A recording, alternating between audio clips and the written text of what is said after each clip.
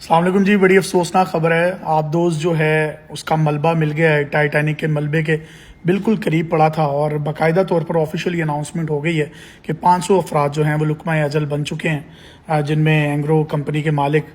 شہزادہ داؤد اور ان کا بیٹا سلمان داؤد، وہ بھی اس افسوسناک حادثے میں جان گنوا بیٹھے ہیں۔ اس کے ساتھ ساتھ جو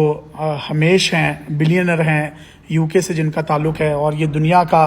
وہ شخص تھا جس نے پوری دنیا کا چکر 46 گھنٹوں میں لگا کر ایک عالمی ریکارڈ قائم کیا تھا۔ یہ میں سمجھتا ہوں کہ یہ بھی ایک ایسٹ تھا، اور اس کی ایک اپنی ایویشن کمپنی تھی جس میں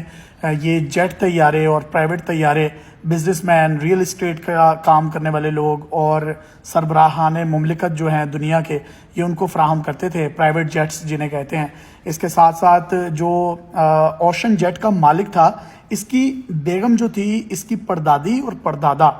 یہ دونوں ڈسینڈنٹ جو تھے، اس کے جو آباء و اجداد تھے، فور فادرز تھے۔ 1912 میں جب ٹائٹینک کا حادثہ ہوا تھا تو وہ لوگ بھی اس میں ڈوب کر مر گئے تھے۔ تو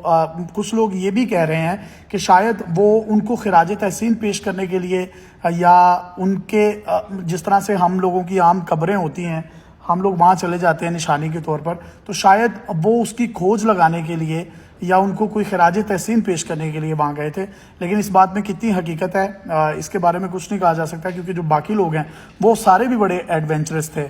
جس طریقے سے اگر میں سلمان داؤد صاحب کی بات کروں، شہزادہ داؤد کی، تو یہ اینگرو کے وائس چیئرمین ہونے کے ساتھ ساتھ ایلینز پر ریسرچ کرتی ہے، ان کی ایک کمپنی ہے، اور یہ سٹی کے نام سے وہاں پر اس کے ڈونر بھی ہیں، اور ایلینز کس طریقے سے زندگی گزارتے ہیں، ان کی کھوج، ان کی سرچ، ان پر ریسرچ، یہ تمام کا تمام ایڈونچر جو ہے یہ لوگ بھی کر رہے تھے۔ اور اس کے ساتھ ساتھ جو ان کا پائلٹ تھا وہ بھی بدقسمتی سے جو ہے وہ ہلاک ہو گیا، وہ بھی اسی میں ہی تھا۔ اور یہ جس طرح سے بتایا گیا تھا کہ یہ جو اوشن جیٹ ہے یہ دو چیزوں سے مل کر بنتا ہے، کاربن اور ایک ٹائٹینیم۔ ٹائٹینیم یورینیم کی طرح ایک دھات ہوتی ہے اور اس سے زیادہ تابکار ہوتی ہے، اور جو ادرک کے بال ہوتے ہیں اس میں یہ ٹائٹینیم جو ہوتا ہے یہ پایا جاتا ہے۔ یہ عام طور پر